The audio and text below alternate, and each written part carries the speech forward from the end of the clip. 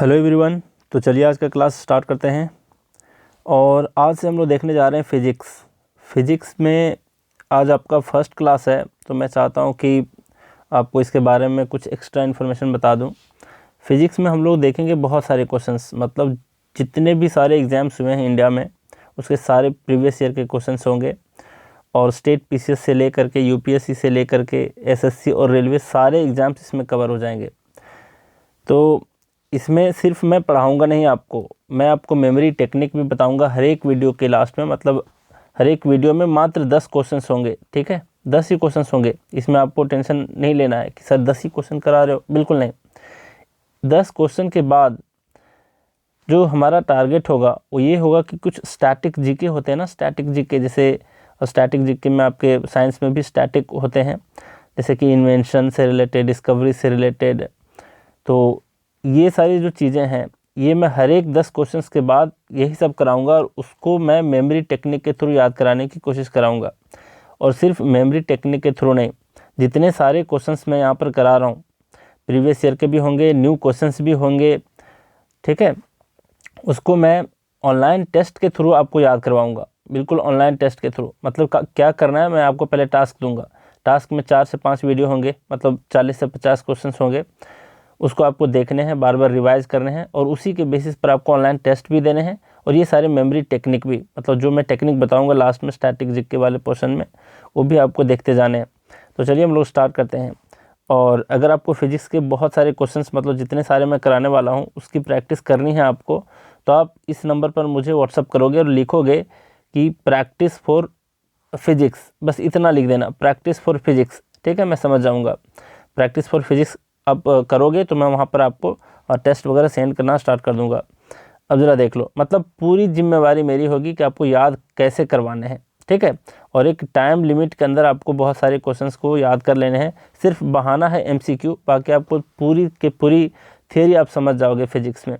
देख लो, एक एक करके हम लोग देखते हैं। इस नंबर पर व्हाट्सएप पर आपको सिर्फ लिखना क्या है, प्रैक्टिस फॉर फिजिक्स। तो मैं आपको सेंड कर दूँगा प्रोसीजर क्या है इसके।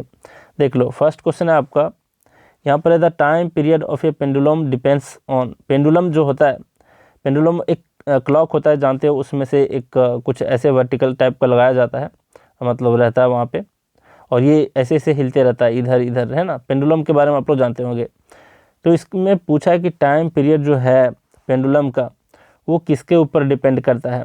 तो इस क्वेश्चन के आंसर आप तभी कर पाओगे जब आप जानोगे कि टाइम पीरियड निकाला कैसे जाता है पेंडुलम का, ठीक है। तो पेंडुलम का जो निकाला जाता है टाइम पीरियड, उसका एक फार्मूला होता है, T=2π√L/g। ये होता है इसका। L जो होता है पेंडुलम का लेंथ होता है, G होता है ग्रेविटी होता है, मतलब एक्सेलरेशन ड्यू टू ग्रेविटी, और पाई का वैल्यू आप लोग जानते हो। तो देख लो, G तो कांस्टेंट हो गया, ये दोनों भी कांस्टेंट है, तो डिपेंड किसके ऊपर कर रहा है, L के ऊपर, है ना। सिर्फ आपका L बच जाता है यहाँ पर, तो लेंथ के ऊपर आपका डिपेंड करता है। तो याद रखना, T=2π√L/g होता है इसका फार्मूला। एकदम याद कर लो इस फार्मूला को, इसलिए याद करने में बोल रहा हूँ क्योंकि बहुत सारे एग्जाम्स में पूछे जाते हैं कि टाइम पीरियड ऑफ पेंडुलम जो होता है वो, इसका जो फार्मूला होता है टाइम पीरियड निकालने का, ये निम्नलिखित में से कौन सा करेक्ट है। तो कभी 2π दे देगा, π/2 दे देगा, है ना, G को ऊपर L को नीचे कर देगा, इस तरीके से। तो आपको इसको परफेक्ट तरीके से याद रखना है कि T=2π√L/g, T=2π√L/g इसका आंसर होता है। तो देख लो किस पर डिपेंड किया, लेंथ के ऊपर डिपेंड किया, तो बी नंबर ऑप्शन इसका करेक्ट आंसर है। अब जरा देख लो सेकंड नंबर, यहाँ पर पूछा सेंट स्प्रेयर। सेंट जो हम लोग लगाते हैं, डिओड्रेंट वगैरह जो हम लोग यूज़ करते हैं, उसमें जो स्प्रे होता है, स्प्रेयर, तो scent sprayer is based on, कौन से प्रिंसिपल के ऊपर, कौन से लॉ के ऊपर ये बेस्ड होता है। तो इसका आंसर है आपका बर्नौलीज प्रिंसिपल। अगर आपको याद रखना है ट्रिक के थ्रू तो देख लो, ऐसे ध्यान में रखो कि बार बार आप सेंट को लगाते हो स्प्रे के थ्रू, स्किन के ऊपर आप बार बार सेंट लगा रहे हो स्प्रे के थ्रू, तो आपका जो स्किन है वो बर्न हो जाता है। क्या होता है, बर्न। हालांकि बर्न का स्पेलिंग ऐसे होता है, तो स्पेलिंग पे ध्यान नहीं देना, शब्दों पे ध्यान दो। तो बार बार सेंट स्प्रेयर का यूज़ करने से आपका स्किन क्या होता है, बर्न हो जाता है ना। तो इसका आंसर है बर्नौलीज प्रिंसिपल। अब मैं आपको बता देता हूँ कि बर्नौली प्रिंसिपल कहता क्या है, ये कहना क्या चाहता है, ठीक है। तो इसमें ये कहता है कि मान लो कोई ऐसा कंटेनर है जिसमें कोई लिक्विड है और वो किस अवस्था में है, मूविंग है ना। मतलब अगर आप देखोगे जिस प्रेशर से उसमें डाला जाता है लिक्विड को किसी कंटेनर में, जो स्प्रेयर वाला कंटेनर होता है, उसमें जो फ्लूइड होता है, फ्लूइड में आपका गैस भी हो सकता है, फ्लूइड में आपका लिक्विड भी होता है। तो जो लिक्विड उस कंटेनर में भरा होता है, ठीक है, उस कंटेनर में जो भरा होता है क्या, आपका लिक्विड, वो मूव करता रहता है ना, वो स्थिर नहीं रहता, मूविंग होता है।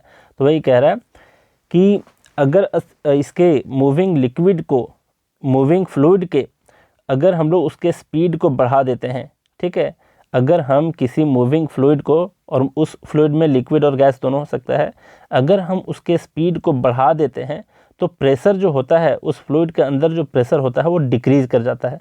मतलब मैं क्या बोला कि अगर मैं वेलोसिटी को बढ़ा देता हूँ तो उसके अंदर का जो प्रेशर होता है ना, प्रेशर होता है वो डिक्रीज़ हो जाता है। ये बताना चाहता है बर्नौलीज प्रिंसिपल। और इसी की वजह से क्या होता है, बाहर सेंट निकल जाता है ना, बाहर निकल जाता है सेंट।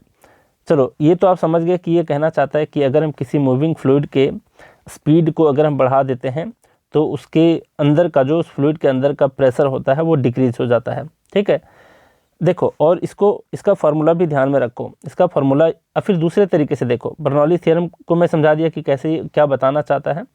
सेकंड जो तरीका ये बताता है कि जो टोटल मैकेनिकल एनर्जी होता है किसी मूविंग फ्लूइड का, फिर से समझो, टोटल मैकेनिकल एनर्जी जो होता है फ्लूइड का, मूविंग फ्लूइड का, वो कांस्टेंट होता है हमेशा।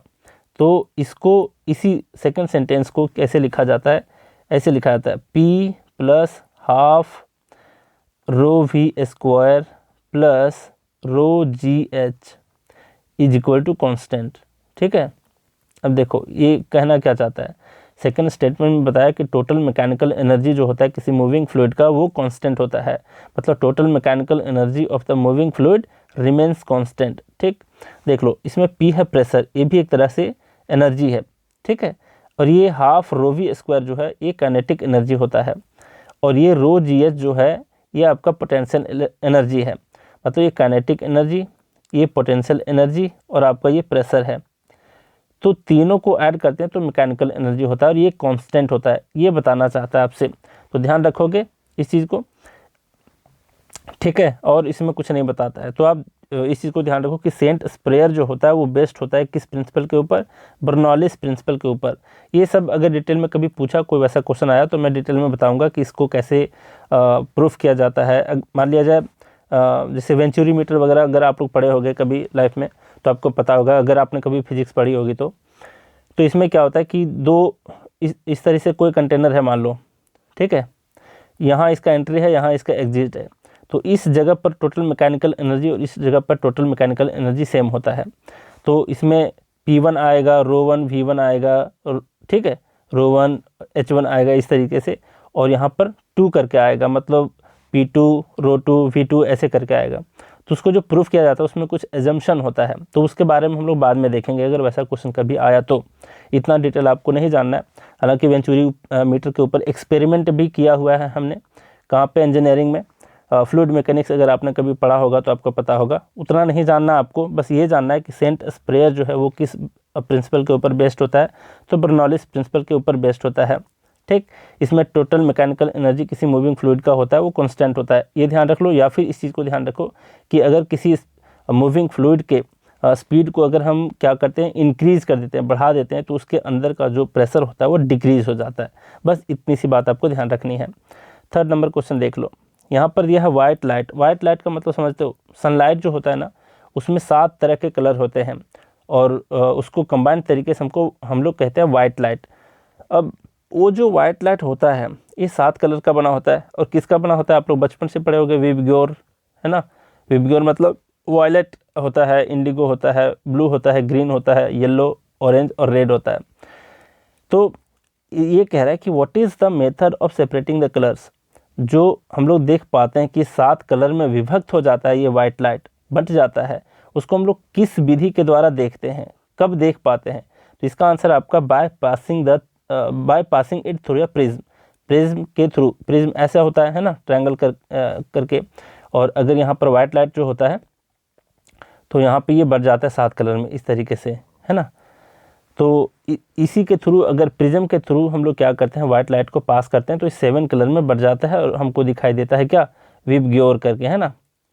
अब इस घटना को क्या कहते हैं, इस चीज़ को ध्यान रखो, स्कैटरिंग कहते हैं या फिर टोटल इंटरनल रिफ्लेक्शन कहते हैं या फिर रिफ्रैक्शन कहते हैं या फिर आप इसको कह सकते हो डिस्पर्सन कहते हैं। ऐसा भी क्वेश्चन आपसे पूछ लिया जाएगा बाद में, किस प्रोसेस को क्या कहते हैं, किस प्रोसेस को, वाइट लाइट को जब हम गुजारते हैं किसी प्रिज्म के थ्रू तो वो 7 कलर्स में विभक्त हो जाता है, बन जाता है, तो उसको हम लोग उस प्रोसेस को हम लोग क्या कहते हैं, तो उसको कहते हैं हम लोग डिस्पर्सन ऑफ लाइट। मैं यहाँ लिख देता हूँ, क्या कहते हैं इसको, डिस्पर्सन ऑफ लाइट। तो इस चीज़ को मत भूलना, ठीक है, डिस्पर्सन ऑफ लाइट कहते हैं इसको, और इसका ऑप्शन नंबर ये हुआ करेक्ट। फिर देखो नेक्स्ट आपका cooling is not done by, तो इस ये किस कूलिंग के बारे में कह रहा है, तो बहुत सारे कूलिंग होते हैं, कूलिंग इफेक्ट होता है, इसको पढ़ना होता है। और इसमें न्यूक्लियर रिएक्टर में भी हम लोग कूलिंग इफेक्ट देखते हैं, तो वही चीज़ ये कह रहा है कि water of flow of water अगर करते हैं तो कूल तो हो ही जाएगा, जाहिर सी बात है। कंप्रेस्ड गैस को अगर हम लोग रिलीज़ करते हैं तो भी कूल होता है। अगर आपने कभी देखा होगा गैस सिलेंडर जब आप लोग भराने जाते हो कुकिंग गैस को, तो देखते हो कभी अगर वो बहुत तेज़ी से भर रहा होता है ना, तो मान लिया जाए ये सिलेंडर है आपका, ऐसे करके आपका एक सिलेंडर है, तो इसके यहाँ पर जहाँ भर रहा होता है, अगर यहाँ गैस निकल रहा होता है ना, बड़ा वाला सिलेंडर से अगर भरते हैं तो यहाँ पर देखते हो कि आइस जम जाता है, बिल्कुल एकदम बिल्कुल कूल हो जाता है, ठंडा हो जाता है, ठीक है। और एक और मैं आपको प्रैक्टिकल एग्जांपल बताता हूँ इसका। अगर आपको चेक करना है ना कि ये जो गैस है, सिलेंडर आपका जो है उसमें कितना गैस बचा हुआ है, तो क्या करना, इस पर आप एक कपड़े लेना सूती का कोई भी, और इसमें क्या करना, पानी से पोंछ देना इसको, ठीक है। पोंछने के बाद आप देखोगे कुछ देर के बाद कि जितना दूर तक गैस है, मान लो यहाँ तक गैस है, तो यहाँ तक क्या रहेगा, आपका भीगा हुआ रहेगा और इधर आपका सूख जाएगा। पता है ऐसा क्यों होता है, क्योंकि यहाँ बहुत ठंड होता है और यहाँ ठंड नहीं होता, तो क्या होता है, ये यहाँ का पानी उड़ जाता है, आपका यहाँ बचा हुआ रहता है। तो ये प्रैक्टिकल एग्जांपल है इसका। तो वही कह रहा है कि रिलीज ऑफ कंप्रेस्ड गैस, उसमें बहुत ज़्यादा कंप्रेस करके गैस को रखा जाता है और बहुत कूल होता है, ठीक है। तो इस तरीके से ध्यान रखो कि फ्लो ऑफ वाटर तो हो जाएगा, कूलिंग तो किया जाता है, इससे भी कूलिंग किया जाता है। मेल्टिंग द सॉलिड, ये भी आपका कूलिंग इफेक्ट देता है। इसमें आपका बर्निंग ऑफ कुकिंग गैस जो है ये कूलिंग इफेक्ट नहीं देता, तो यही है cooling is not done by burning cooking gas. इसको डायरेक्टली याद रख लो, ये प्रीवियस ईयर के क्वेश्चन है और ये पूछ लेगा आपसे कभी भी कि cooling is not done by burning cooking gas, ठीक है। कुकिंग गैस को अगर आप बर्न करते हो भाई, तो जाहिर सी बात है कि वो जलता है, हीट प्रोड्यूस करता है ना, तो ये कूलिंग नहीं देता। चलिए नेक्स्ट आपका at which temperature the centigrade and Fahrenheit scales are equal, कितने टेम्परेचर पर दोनों जो मतलब कौन से वैल्यू के ऊपर डिग्री सेल्सियस वाले में भी और फ़ारेनहाइट में भी इक्वल होता है टेम्परेचर, ठीक है, कौन से वैल्यू पे। तो देख लो इसका फार्मूला आपको ज़रूर जानना चाहिए, नहीं जानते हो तो फिर दिक्कत है, क्योंकि इस फार्मूला के बेसिस पर भी पूछ लिया जाता है कि निम्नलिखित में से कौन से फार्मूला करेक्ट हैं, मतलब किसके किसके बीच का रिलेशनशिप, सेंटीग्रेड और फ़ारेनहाइट के बीच जो रिलेशन होता है वो कौन सा फार्मूला करेक्ट है, ऐसे भी पूछ लेगा। तो ध्यान रखना इसका फार्मूला होता है C/5 = F - 32/9, ये इसका फार्मूला होता है। इसमें फ़ारेनहाइट का वैल्यू पुट करना होता है, इसमें सेंटीग्रेड का पुट करना होता है। मान लिया जाए आपसे पूछ लिया जाए कि 100 फ़ारेनहाइट में कितना डिग्री सेल्सियस होता है, तो फ़ारेनहाइट की जगह पर 100 पुट कर दोगे, है ना, और इस फार्मूला से आप निकाल लोगे। तो ऐसे भी क्वेश्चन पूछ सकते हैं आपसे। अब यहाँ पर पूछा है कि कौन से टेम्परेचर पर, कौन से वैल्यू पर दोनों टेम्परेचर इक्वल होगा, सेंटीग्रेड और फ़ारेनहाइट। अब इक्वल पूछा है तो मैं यहाँ पर आपको बताता हूँ। इक्वल पूछा है मतलब क्या, सेंटीग्रेड और आपका फ़ारेनहाइट इक्वल होगा, है ना। तो इक्वल कोई वैल्यू पुट कर दो, इक्वल वैल्यू पुट करोगे, मान लो x पुट कर देते हैं, दोनों जो x है ना, तो यहाँ पर x/5 होगा, यहाँ पर x - 32/9 होगा, है ना। अब इसको सॉल्व कर दो और निकाल लो x का वैल्यू, वही इसका आंसर हो जाएगा, ठीक है। अब इसमें देखो 9x इधर आया, इधर आपका 5x आया, 5x माइनस 32 × 5 कितना हो गया, 3 × 5 = 15, मतलब 150 और 5 × 10 160, है ना। अब देख लो 5 इधर करो, मतलब 4x = -160, 4 से काट दो 40, मतलब x का वैल्यू आपका -40 आ रहा है। तो -40 पर ये जो सेंटीग्रेड और फ़ारेनहाइट है वो इक्वल आ जाता है x का वैल्यू, ठीक है। तो -40 मतलब बी नंबर ऑप्शन इसका करेक्ट है। तो ध्यान रखोगे आज के बाद कि सेंटीग्रेड और फ़ारेनहाइट के बीच का डिफरेंस जो रिलेशन होता है वो होता है C/5 = F - 32/9। फिर से रिपीट करता हूँ, c/5 = f - 32/9 इसका फार्मूला होता है, जो कि आपको ध्यान रखना है। इसके बेसिस पर कई तरह के क्वेश्चन पूछ सकते हैं। डायरेक्टली फार्मूला पूछ लेगा कि कौन सा करेक्ट है, दोनों के बीच का रिलेशन, या फिर आपसे कभी डिग्री सेल्सियस दे देगा कि 500 डिग्री सेल्सियस = कितना फ़ारेनहाइट होता है, तो f का वैल्यू निकालना रहेगा, है ना। इस तरीके से भी पूछ सकता है। ये वाला क्वेश्चन पूछ दिया कि सेंटीग्रेड और फ़ारेनहाइट स्केल पर कौन से वैल्यू पर दोनों टेम्परेचर इक्वल होंगे, तो -40 डिग्री। इसको डायरेक्टली याद रख लो ताकि आपको कैलकुलेट ना करना पड़े। मैं समझा दिया हूँ, ये क्वेश्चन डायरेक्टली पूछा गया है कई सारे एग्जाम में। अगर पूछ दे तो ध्यान रखना, इस -40 डिग्री होता है, +40 नहीं, +40 करोगे गलत हो जाएगा, -40 डिग्री, ठीक है। अब देख लो, यहाँ पर दिया the magnetic needle always points in which direction, कौन से डायरेक्शन में मैग्नेटिक नीडल जो होता है, मैग्नेटिक मतलब मैग्नेटिक बार, है ना, ऐसे करके एक जगह नॉर्थ लिखा रहता है, एक जगह साउथ लिखा रहता है, इस तरीके से लिखा रहता है।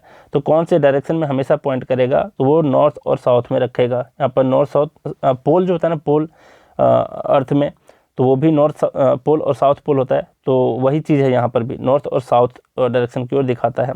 तो इसका आंसर आपका 6 का C हो जाएगा, ठीक। अब जरा देखो, मतलब कोई मैग्नेट बार को आप लोगे ना, तो देखना जिधर नॉर्थ लिखा रहेगा वो ऑटोमेटिक नॉर्थ डायरेक्शन में चला जाएगा, और जिधर साउथ लिखा रहता है वो साउथ की ओर आ जाता है। आप ऐसे भी करोगे ना, इसको टिल्ट करोगे तो वापस ये ऐसे ही आ जाएगा, आपका ऑटोमेटिक ले लेता है। कभी आप लोग देखना इसको, अगर वैसा लिखा हुआ अगर मैग्नेट बार आपको मिल जाता है तो आप समझ जाओगे। तो नॉर्थ और साउथ, और वो वही नॉर्थ पोल और साउथ पोल की वजह से होता है, जिसका ऑप्शन नंबर C है। फिर है who was the inventor of radar, radar का इन्वेंटर कौन है, तो इसका इन्वेंटर है आपका रॉबर्ट वाटसन। क्या नाम है, रॉबर्ट वाटसन, ठीक है। अब ध्यान देना, SSC सीजीएल में एक बार क्वेश्चन पूछा है तो उसमें आंसर आपका ये था, और ये रॉबर्ट वाटसन का ऑप्शन था ही नहीं। दोनों ऑप्शन कभी नहीं रह सकते, अब तो रॉबर्ट वाटसन वाला रहेगा या फिर ये टेलर और अंग वाला रहेगा, ठीक है। तो मैं देखो, मैं एक ट्रिक बता देता हूँ ताकि आप कभी याद रख पाओ, इसको ध्यान रख पाओ। यहाँ पर क्या है, राडार एक शब्द है, ठीक, राडार एक शब्द है, इसमें एक डर है और रे है, मान लो रे डर, है ना, रे डर, ठीक है। राडार को भी ध्यान रखो कि रे डर। अब यहाँ पर क्या है कि एक यंग है, मतलब एक जवान टेलर है, टेलर मतलब दर्जी, ठीक है। अभी दर्जी ध्यान रखो, स्पेलिंग पे मत जाना इसमें, ठीक है, अभी इंग्लिश नहीं पढ़ा रहा हूँ आप लोगों को। तो एक जवान दर्जी है, उसका एक बेटा है, क्या है, उसका एक बेटा है, वो बहुत सारी हरकत करता है, गंदे हरकतें करता है, तो उसको उसका बाप बोलता है, कौन, यंग टेलर बोलता है, रे बेटा डर, है ना, रे सन डर, अब रे डर, है ना, अपने सन से कहता है रे डर, कौन, यंग टेलर। यंग टेलर अपने सन से कहता है रे डर, ये सब काम मत कर, है ना, रे डर मतलब राडार, किससे कहता है, सन से, वाटसन। कौन कहता है, यंग टेलर, तो यंग टेलर सन, मतलब इस तरीके से आपको कनेक्ट करना है कि अपने सन को कहता है रे डर, कौन, यंग टेलर। मैं बार बार इसलिए रिपीट कर रहा हूँ ताकि आपके दिमाग में बैठे। तो रेडर मतलब राडार की खोज किसने किया, अतो वाटसन या फिर टेलर और यंग, ठीक है। एक बार ग्रुप छोड़ो, उतना मैं अभी नहीं बताना चाहता। अब इतना ध्यान रखो कि किसने खोज किया राडार की।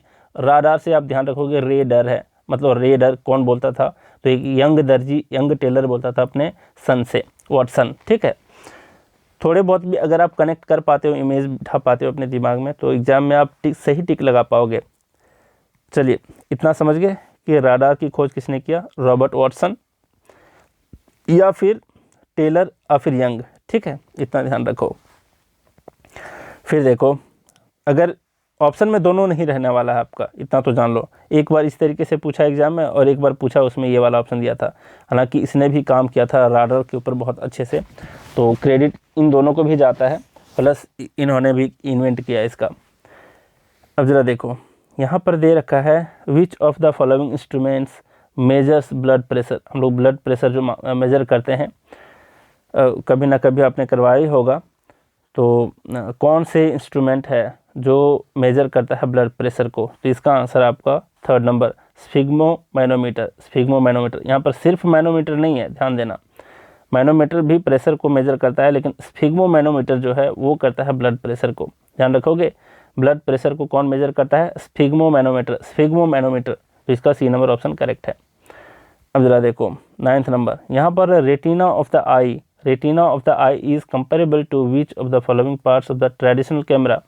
ट्रेडिशनल कैमरा कहने का मतलब जो पुराने टाइम का कैमरा होता था, आज मोबाइल फ़ोन वाला कैमरा नहीं जिसमें रील वगैरह डालने की ज़रूरत नहीं पड़ती है। अब पुराने निकॉन वगैरह की कैमरा देखते होगे, आप फिर कभी अपने बचपन में, अगर आप 90s में बर्थ लिए हो, 20s की बात नहीं कर रहा, मतलब 2000 ईस्वी के बाद अगर जन्म लिया है तो शायद आपने नहीं देखा होगा उस कैमरे को।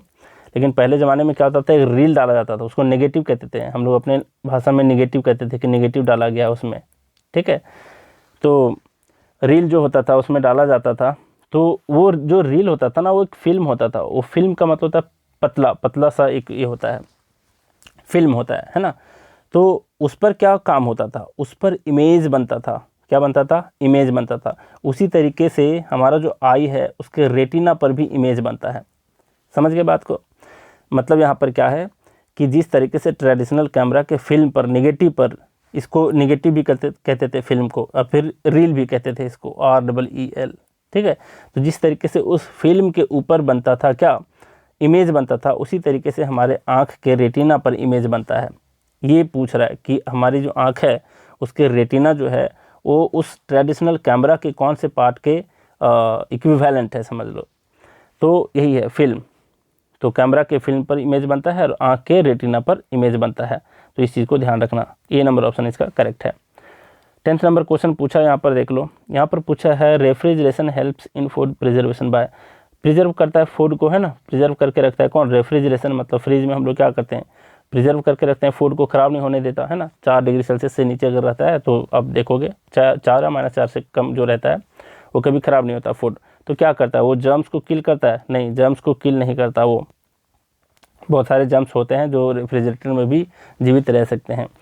फिर यहाँ पर क्या दिया? Reducing the rate of biochemical reaction. हाँ, यही इसका आंसर भी है। इसका बी नंबर आंसर ही करेक्ट है। इसमें क्या करता है वो?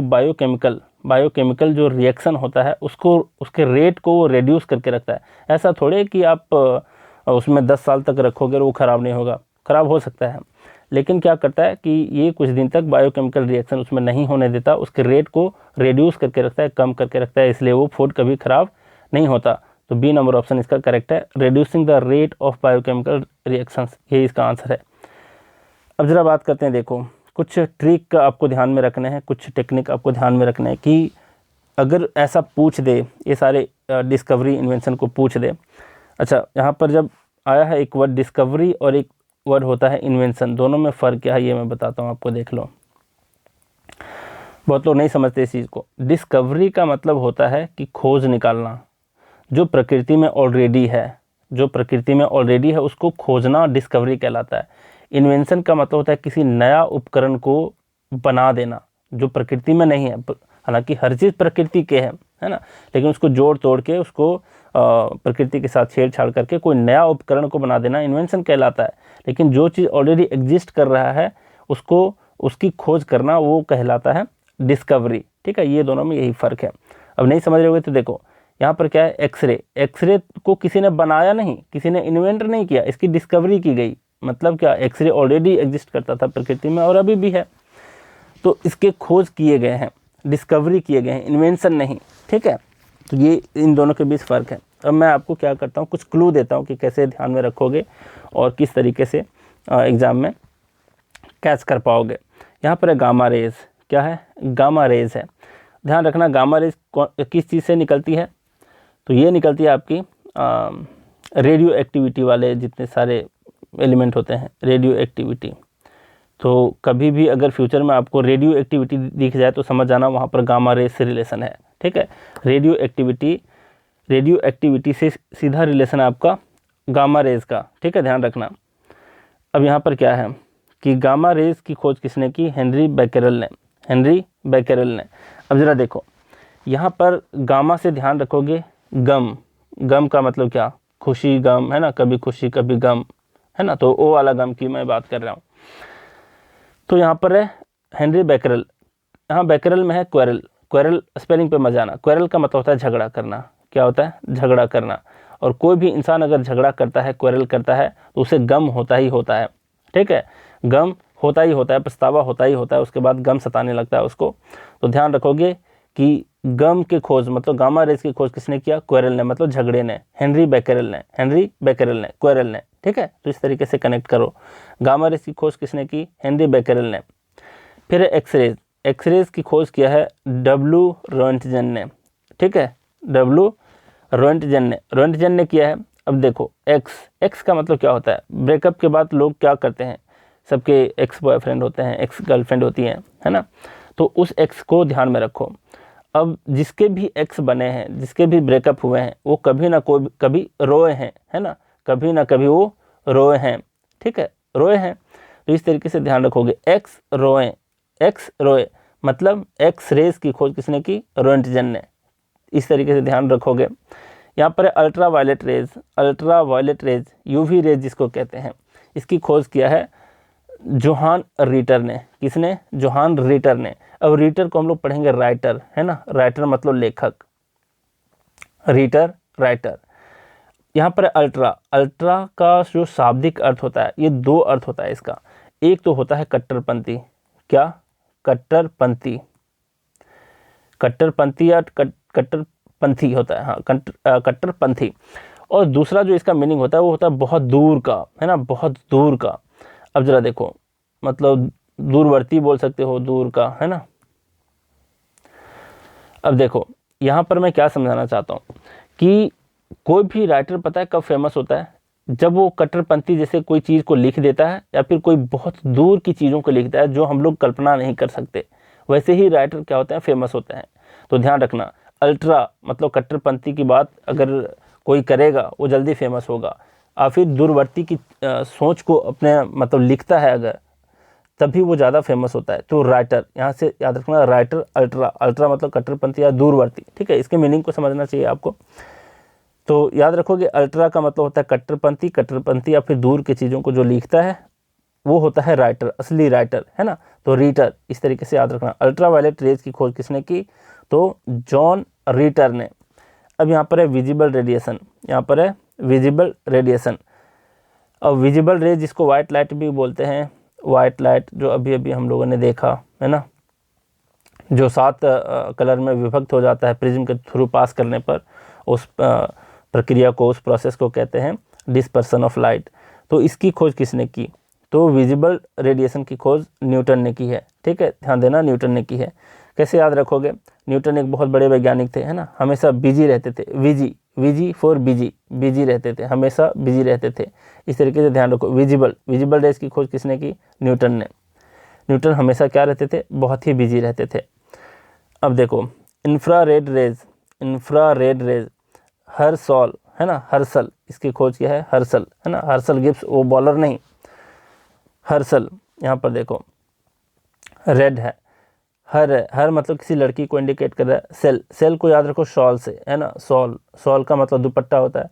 किसी लड़की को इमेजिन करो कि उसके सॉल जो हैं वो रेड कलर के हैं, कैसे हैं, रेड कलर के हैं, ठीक है। तो इंफ्रारेड किसने खोज की, हर्सेल, उसकी दुपट्टा रेड कलर की, ठीक है। इंफ्रारेड रेज की खोज किसने की, हर्सेल। आपको लग रहा होगा ये कौन सी बातें हुई, है ना, तो आप रट्टा मारते रहोगे लाइफ टाइम, और जो थोड़े से भी कनेक्शन बना पाते हैं वो बस एग्ज़ाम में आपसे आगे निकल जाते हैं। तो ऑकवर्ड चीज़ें ही दिमाग कैच कर पाता है, इस चीज़ को भी ध्यान रखो आप लोग। इसलिए मैं ये सब बताता हूँ, और बताने भी चाहिए। वैसे मैं 4 मेमोरी टेक्निक जो बता रखा हूँ, एक वीडियो बना रखा हूँ, कमेंट सेक्शन में मैं दे दूंगा पिन करके, और डिस्क्रिप्शन में भी होगा, जा करके चेक कर लेना, उसको देख लेना कि कौन कौन से 4 मेथड होते हैं याद करने के, ठीक। अब यहाँ से इतना क्लियर है कि इंफ्रारेड रेज की खोज किसने की, हर्शल ने। फिर कैथोड रेज की खोज किया है सर विलियम क्रूक ने। अब देखो यहाँ पर कैथो का मतलब होता है कथा। मान लो कि इसका मतलब है कथा कहानी, है ना, जो पंडित जी लोग हम लोग को सुनाते हैं बैठ करके। तो कैथो कथा, और क्रूक का मतलब होता है बदमाश, और फिर धूर्त होता है, बदमाश धूर्त होता है। तो कोई धूर्त व्यक्ति ना, जो क्रूक व्यक्ति होता है, वो कभी कथा नहीं सुनता, है ना। तो कथा कौन नहीं सुनता, धूर्त व्यक्ति। कथा क्रूक, है ना, मतलब क्रूक मतलब बदमाश, धूर्त। तो कौन लोग नहीं सुनते कथा, क्रूक लोग नहीं सुनते। तो कैथोड रेज की खोज किसने की, सर विलियम क्रूक ने। फिर यहाँ रेडियो एक्टिविटी, अभी मैं बताया था कि रेडियो एक्टिविटी का सवाल जहाँ भी आता है आप समझ लो कि गामा रेज इससे निकलता है। तो गामा रेज को हम लोगों ने याद किया था बैकेरल से, मतलब कैरल, झगड़ा करने से गम मिलता है। तो रेडियो एक्टिविटी इसी से निकलता है ना, मतलब गामा रेज से ही, मतलब गामा रेज के निकलने के जो प्रोसेस हैं उसको कहते हैं रेडियो एक्टिविटी। तो यही है आपका कि रेडियो एक्टिविटी रहे चाहे गामा रेज रहे, दोनों की खोज किसने की, हेनरी बैकेरल ने। तो ध्यान रखना, हेनरी बैकेरल ने। फिर यहाँ पर फोटो इलेक्ट्रिक इफेक्ट की खोज किसने की? फोटो इलेक्ट्रिक इफेक्ट की खोज किसने की? हॉलबैक ने। किसने? हॉलबैक ने। हॉलबैक कहो या फिर वॉच पढ़ लो इसको, मतलब देखना है ना, देखना और फिर हॉल। हॉल मतलब आपके घर के हॉल में, आपके घर के हॉल में एक फ़ोटो टंगी है, एक फ़ोटो टंगी है जिसको आप क्या करते हो, रोज़ सुबह उठ करके वॉच करते हो, देखते हो। हॉल वॉच, हॉल वॉच किसको? फ़ोटो को, फ़ोटो को, है ना। फ़ोटो को क्या करते हो? हॉल में बैठकर वॉच करते हो। हॉल में जो टंगी है फ़ोटो, उसको आप वॉच करते हो सुबह सुबह उठने के बाद। तो ध्यान रखोगे किसको आप हॉल में वॉच करते हो सुबह सुबह? तो फ़ोटो को। तो फोटो इलेक्ट्रिक इफेक्ट की खोज किसने की? हॉल वॉच और फिर हॉलबैक ने। ठीक है। फिर यहाँ पर नेक्स्ट है आपका न्यूक्लियर फिजन। ये जितना मैं करवा रहा हूँ ना, इसके बेस्ट पर हम लोग MCQ भी देखने वाले हैं, लेकिन अभी नहीं, इतने बार मैं रिवाइज करवा दूंगा। मतलब फिजिक्स के मान लिया जब बहुत सारे क्वेश्चंस मुझे करवाने हैं, उस वक्त कोई स्टैटिक का चीज़ नहीं बच जाती है अगर, तो मैं वापस फिर से इसको रिवाइज करा दूंगा आपका। ठीक है, मतलब याद होने चाहिए, किसी भी हालत में याद होने चाहिए। मुझे लगता है कि 1 महीने भी ध्यान दे दोगे फिजिक्स पर मेरे साथ साथ टास्क और टेस्ट वाले सीरीज़ के थ्रू, और ये जो मेमोरी टेक्निक है इसके थ्रू, तो मुझे लगता है कि आप बहुत अच्छे स्कोर कर पाओगे फिजिक्स में। तो देख लो, यहाँ पर है न्यूक्लियर फिजन। न्यूक्लियर फिजन जो है इसकी खोज की है हान और स्ट्रॉसमैन। स्ट्रॉसमैन, ठीक है, हान और फिर स्ट्रॉसमैन। अब देखो यहाँ पर क्या है, यहाँ पर है फिजन। फिजन का मतलब होता है टूटना, ठीक है, इसका मतलब होता है टूटना, ध्यान रखना। फिजन का मतलब होता है टूटना और फ्यूजन का मतलब होता है जुड़ना। फ्यूजन का मतलब होता है आपका जुड़ना। यहाँ जुड़ना वाला नहीं है, यहाँ टूटने वाला है। ठीक है, तो टूटने वाला को हम लोग देख रहे हैं। न्यूक्लियर फिजन, फिजन का मतलब ध्यान रखना, इसका मतलब होता है टूटना। तो यहाँ पर जो है एक स्त्री है और एक मैन है, एक स्त्री है एक मैन है। वो क्या होता है, कभी ना कभी टूटते हैं, है ना, कभी ना कभी अंदर से टूटते हैं। हाँ हाँ, एक स्त्री और मैन कभी ना कभी टूटते हैं, दिल से कभी ना कभी टूटते हैं, उनके दिल टूटते ही टूटते हैं, है ना। तो यहाँ पर दिया फिजन। फिजन, हाँ हाँ, स्त्री और मैन कभी ना कभी टूटते हैं, ध्यान रखना। हान, ये जो हान है और स्ट्रेसमैन है, स्ट्रेसमैन, स्ट्रॉसमैन, स्ट्रेसमैन जैसे भी पढ़ो। स्ट्रेसमैन में है आपका स्त्री और एक मैन, ये दोनों आपस में कभी ना कभी फ्यूजन होता ही है, टूटता ही है, मतलब दोनों के बीच कह लो या फिर उनके दिल कभी ना कभी टूटते ही हैं, फ्यूजन होते ही हैं। ठीक है, तो इस तरीके से आपको ध्यान में रखना है कि हाँ हाँ, मतलब हान स्ट्रेसमैन जो है ये किसकी खोज की है? न्यूक्लियर फिजन की, टूटने की। तो फिजन, टूटते हैं, हाँ, स्ट्रेसमैन। ठीक है, फिर यहाँ पर है पॉजिट्रॉन। पॉजिट्रॉन की खोज किसने की? एंडरसन ने। किसने खोज की है? एंडरसन ने। अब जरा देख लो एंडरसन कैसे याद रखोगे। एक पिता होता है जो वो अपने बच्चे को कहता है, अपने सन को कहता है कि अंदर से पॉजिटिव बनो। क्या बनो?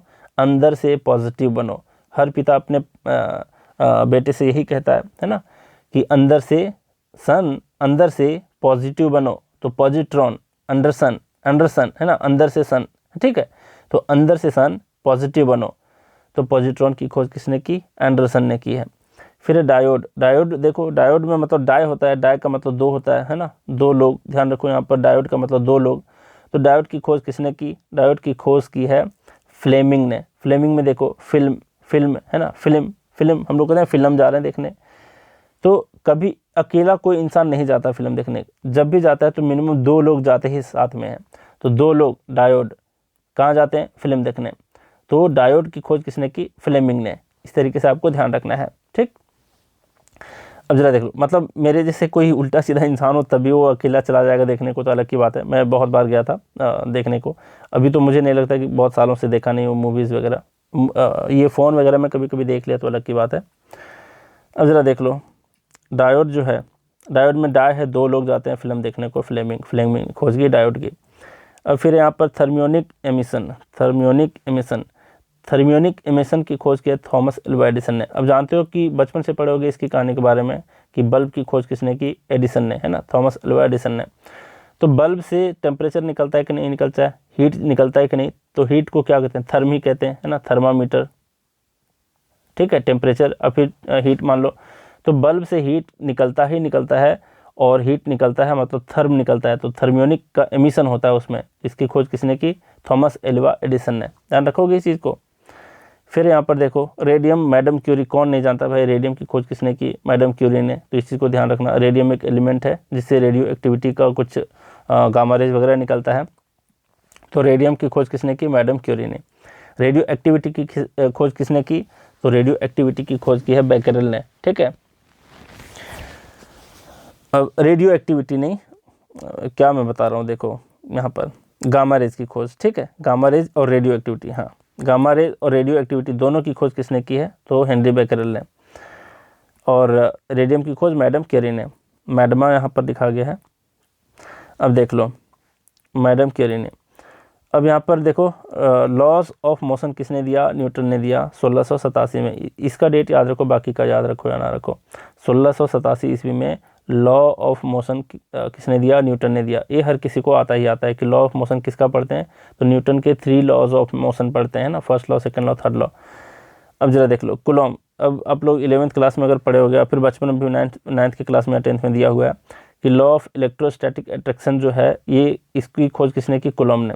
तो इलेक्ट्रोस्टैटिक जहाँ भी आ गया आप समझ जाओ उसके लॉ को किसने दिया? कूलॉम ने दिया, कूलॉम ने दिया, ठीक है।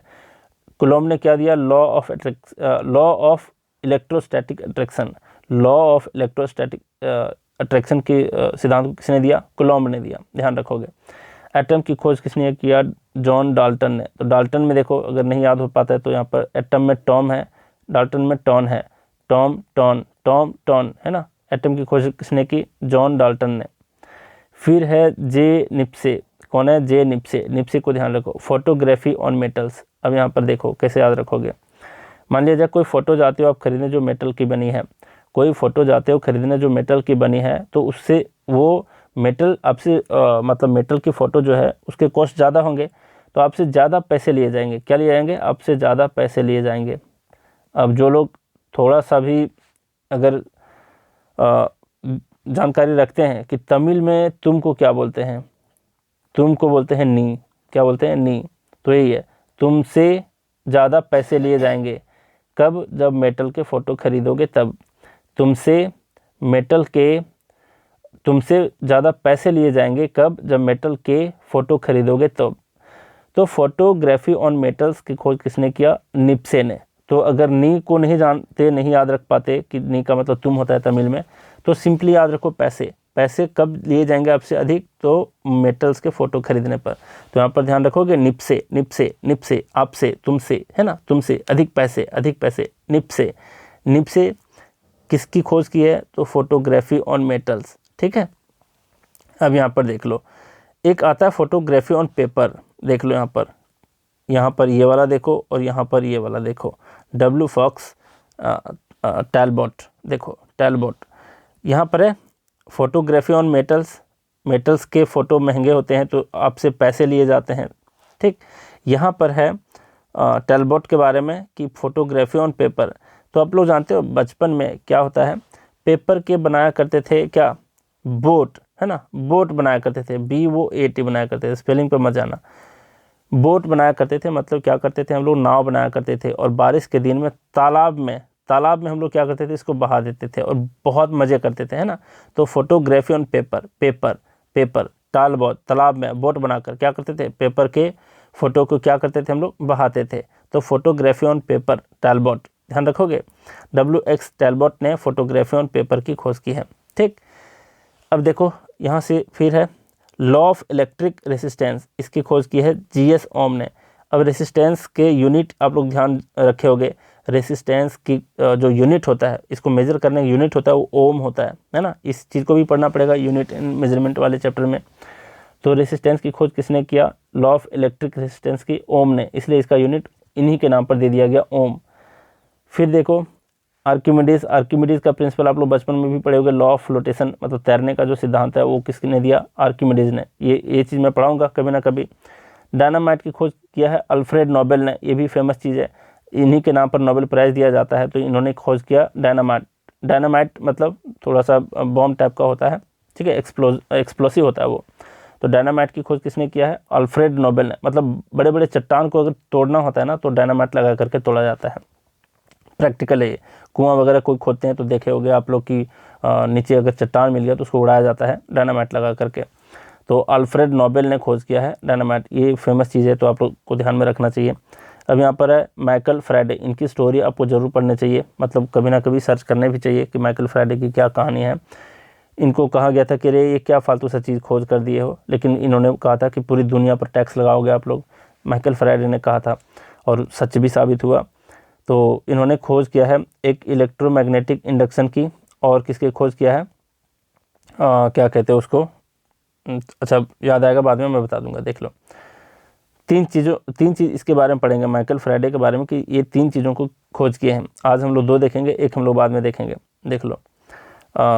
डायनेमो, हाँ डायनेमो की खोज किसने किया है, डायनेमो की खोज किसने किया है, तो ये की है माइकल फैराडे ने। तो ध्यान रखोगे ये इलेक्ट्रोमैग्नेटिक इंडक्शन की खोज किया है माइकल फैराडे ने, और डायनेमो की भी खोज की है माइकल फैराडे ने। इस चीज़ को बस याद रख लो, क्योंकि फेमस पर्सनालिटी हैं, फेमस साइंटिस्ट हैं, तो आपको ध्यान रखना चाहिए।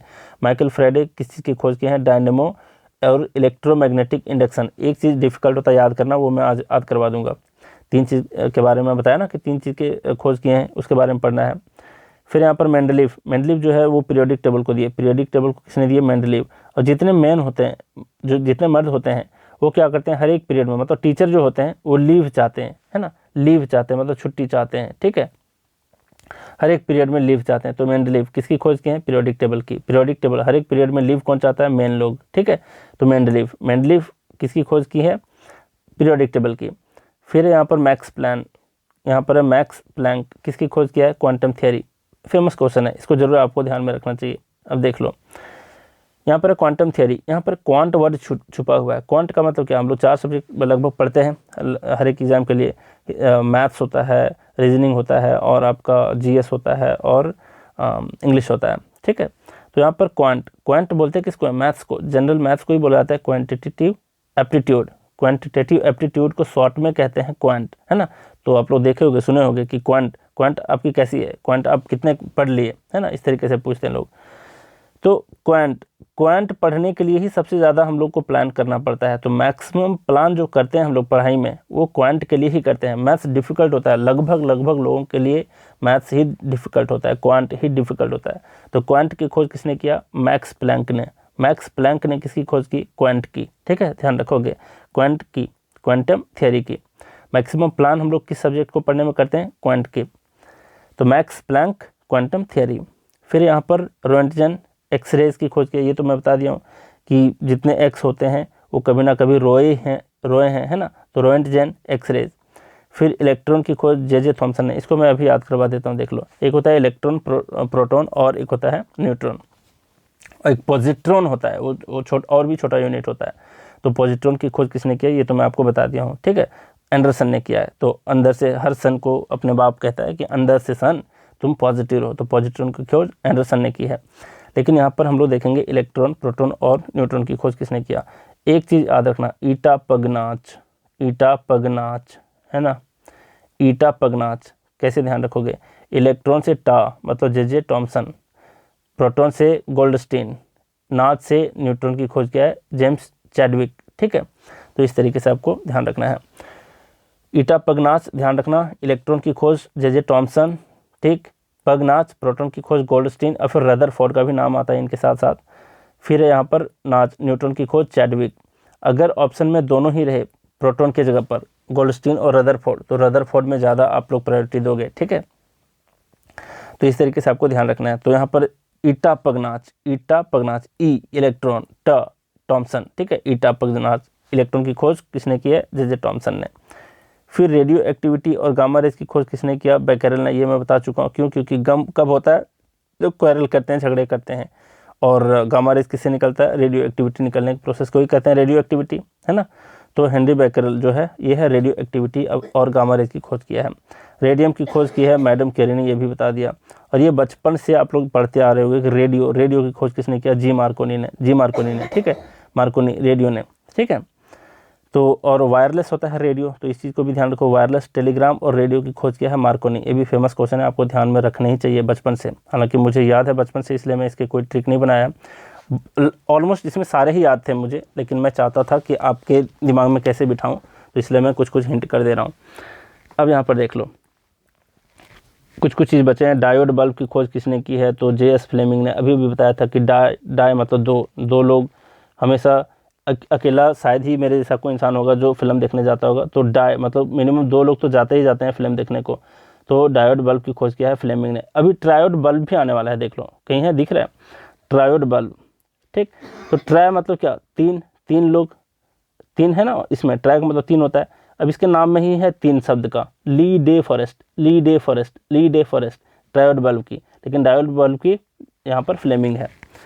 तो इस तरीके से आपको कनेक्ट करना है, और अगर नहीं कनेक्ट कर पाते तो देख लो, मैं एक बार फिर से बता देता हूँ। तीन लोग थे, फॉरेस्ट गए थे, तीन लोग फॉरेस्ट गए थे और वहाँ पर बल्ब जलाए थे, तीन लोगों ने मिल करके बल्ब जलाया, कहाँ, फॉरेस्ट में। तो ट्रायोड बल्ब की खोज किया है ली डे फॉरेस्ट ने। इस तरीके से ध्यान रखो। अब यहाँ पर है क्या, अल्बर्ट आइंस्टाइन, ये प्रिंसिपल ऑफ रिलेटिविटी दिए हैं, ये कौन नहीं जानता भाई, सबको जानते हैं। फिर है फोटो इलेक्ट्रिक इफेक्ट, ये भी अल्बर्ट आइंस्टाइन ने दिया है, ठीक। इस चीज़ को भी ध्यान रखोगे, फोटो इलेक्ट्रिक इफेक्ट। अब यहाँ पर देखो फोटो इलेक्ट्रिक इफेक्ट के बारे में एक जगह और, कहाँ गया, फोटो इलेक्ट्रिक इफेक्ट, यहाँ पर आ जाता है आपका फोटो इलेक्ट्रिक इफेक्ट। तो उन दोनों में से कोई एक ही होगा, मतलब आइंस्टाइन होगा आपके ऑप्शन में, या फिर आपका हॉल वॉच रहेगा, ठीक है। तो दोनों ही बुक में लिखे गए हैं, तो मैं दोनों को ले लिया हूँ। फोटो इलेक्ट्रिक इफेक्ट, आपके हॉल में एक फ़ोटो रखी है जिसको आप सुबह सुबह कर वॉच करते हो, तो फोटो इलेक्ट्रिक इफेक्ट को किसने दिया, हॉल वॉच ने। ऐसे भी ध्यान में रखो, और अगर आइंस्टाइन को ध्यान में रख पाते हो तो भी सही है, ठीक है। आइंस्टाइन ने भी दिया है कुछ कुछ थ्योरी उसके ऊपर, तो फोटो इलेक्ट्रिक इफेक्ट, लेकिन मैं प्रायोरिटी देना चाहता हूँ हॉल वॉच को, ठीक है। हॉल वैक पढ़ते हैं इसको हालांकि, ठीक। तो वॉच पढ़ो या वैक पढ़ो, पढ़ने से कोई लेना देना नहीं है आपके एग्जाम में। तो अल्बर्ट आइंस्टाइन ने खोज की है फोटो इलेक्ट्रिक इफेक्ट की, लेकिन हॉलवैक को आप लोग फर्स्ट प्रायोरिटी देना, ठीक है। फिर है रदरफोर्ड और गोल्डस्टीन प्रोटॉन। अब मैं बताया ईटा पगनाज, प से प्रोटॉन, ग से गोल्डस्टीन, तो प्रोटॉन की खोज की है गोल्डस्टीन ने, लेकिन बहुत सारे एग्जाम में गोल्डस्टीन ऑप्शन में था ही नहीं, रदरफोर्ड था, क्योंकि रदरफोर्ड ने भी प्रोटॉन के ऊपर काम किया है। तो रदरफोर्ड अगर रहा तो रदरफोर्ड, नहीं तो गोल्डस्टीन इसका आंसर है।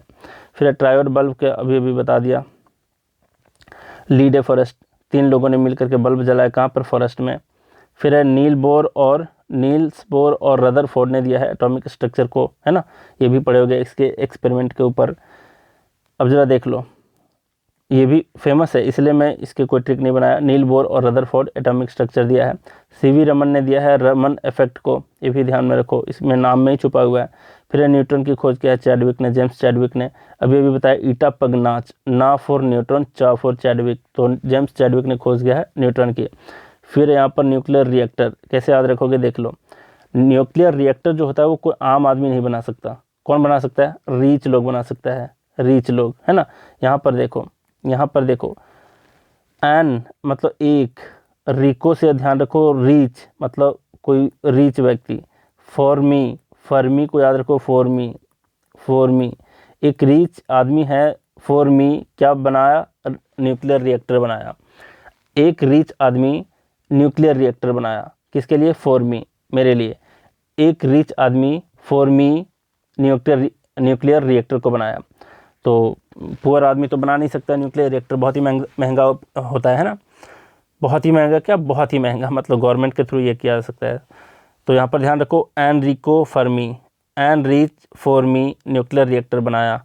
एनरिच एक जो रिच व्यक्ति होता है, फॉर्मी न्यूक्लियर रिएक्टर बनाया, एनरिको फॉर्मी न्यूक्लियर रिएक्टर बनाया। फिर है माइकल फैराडे के बारे में जो बता रहा था, थर्ड चीज़ के बारे में बताऊंगा, देख लो। यहाँ पर है फ्राइडे से याद रखो, फ्राइडे। तो प्राइवेट कंपनी में अगर आप काम करते हो ना, तो सप्ताह में आपको 5 दिन ही काम करने होते हैं। और अगर आप गवर्नमेंट एम्प्लॉय भी होते हैं, जैसे इनकम टैक्स ऑफिसर भी शायद 5 दिन ही काम करने होते हैं।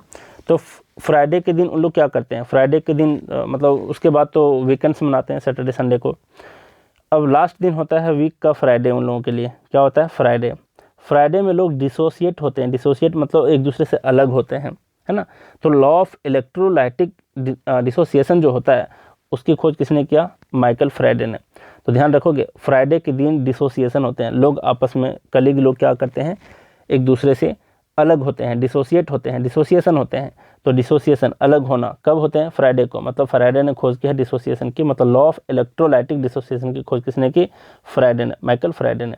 इतने चीज़ों को मैं याद करवा दिया आपको एक लिंक बनाते हुए। तो रिपीट करना वीडियो को और बार बार देखना। वैसे भी मैं इस पूरे सीरीज़ में इतने बार ये चीज़ों को, ये इन्वेंशन और डिस्कवरी को याद करवा दूंगा कि मतलब आप भूलोगे नहीं। एक बार फिर से सबके आंसर को रिपीट कर देता हूँ कि टाइम पीरियड जो होता है पेंडुलम का वो डिपेंड करता है उसके लेंथ के ऊपर। सेंट स्प्रेयर जो होता है वो बर्नौलीज थ्योरम के ऊपर आपका बेस्ट होता है, याद रखो। बार बार सेंट स्प्रेयर से लगाएंगे तो बर्न हो जाएगा आपका स्किन। फिर वाइट लाइट जो मेडअप होता है 7 कलर से, उसको सेपरेट करते हैं प्रिज्म के थ्रू पास करने से, और इसको कहते हैं dispersion of light. Cooling is not done by, ये कुकिंग गैस को बर्न करने से आपका कूलिंग नहीं होता। सी नंबर ऑप्शन करेक्ट है। फिर आपका कि कौन से टेम्परेचर पर सेंटीग्रेड और फ़ारेनहाइट आपका इक्वल होता है, तो -40 डिग्री पर। फिर आपका the magnetic needle always points in, कौन से डायरेक्शन में पॉइंट आउट करता है, तो ये करता है नॉर्थ और साउथ में। सी नंबर ऑप्शन करेक्ट है। Who was the inventor of radar, तो रॉबर्ट वाटसन है। या फिर अगर ऑप्शन में रहे टेलर और यंग, तो ये भी ध्यान में रखना। एक दर्जी होता है, एक यंग दर्जी होता है, टेलर होता है, वो अपने बेटे को कहता है रे डर, है ना, ये से काम मत कर, रे डर, है ना। तो राडार किसकी कौन खोज किया है, रॉबर्ट वाटसन या फिर टेलर और यंग ने। फिर आपका which of the following instruments measure blood pressure को मेजर करने के लिए है, स्पिग्मोमैनोमीटर, है ना। स्टेथोस्कोप आपका हार्ट बीट को मेजर करता है।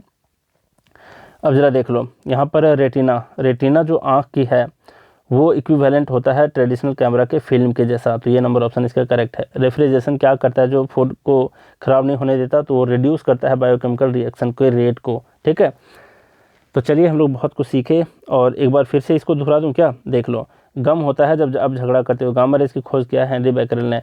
हर किसी के एक्स ने एक बार ना कभी रोए हैं, है ना, तो एक्सरेज की खोज किया है रोएंटगेन ने। अल्ट्रा मतलब क्या, कट्टरपंथी बोल लो, और फिर बहुत दूर की चीज़ों को जो लोग लिखते हैं, कौन लिखते हैं, राइटर, ठीक है। तो जोहन रीटर ने खोज की है अल्ट्रावायलेट रेज की। विजिबल, कौन बिजी रहते हैं, न्यूटन हमेशा बिजी रहते थे विजिबल रेज। फिर यहाँ पर रेड, किसी लड़की के शॉल जो है, दुपट्टा जो है वो रेड कलर की है, ध्यान रखना है। Infrared rays Herschel. फिर कैथोड रेज की खोज किसने किया है, तो सर विलियम क्रुक ने। क्रुक का मतलब होता है बदमाश लोग, कभी कथा नहीं सुनते। फिर रेडियो एक्टिविटी और गामा। गम कब होता है, जब आप झगड़ा करते हो। फोटो इलेक्ट्रिक मतलब फोटो लगी है आपके हॉल में, उसको आप सुबह सुबह क्या करते हो, वॉच करते हो, तो ध्यान रखना photo electric effect, hall watch. और फिर आइंस्टाइन दोनों।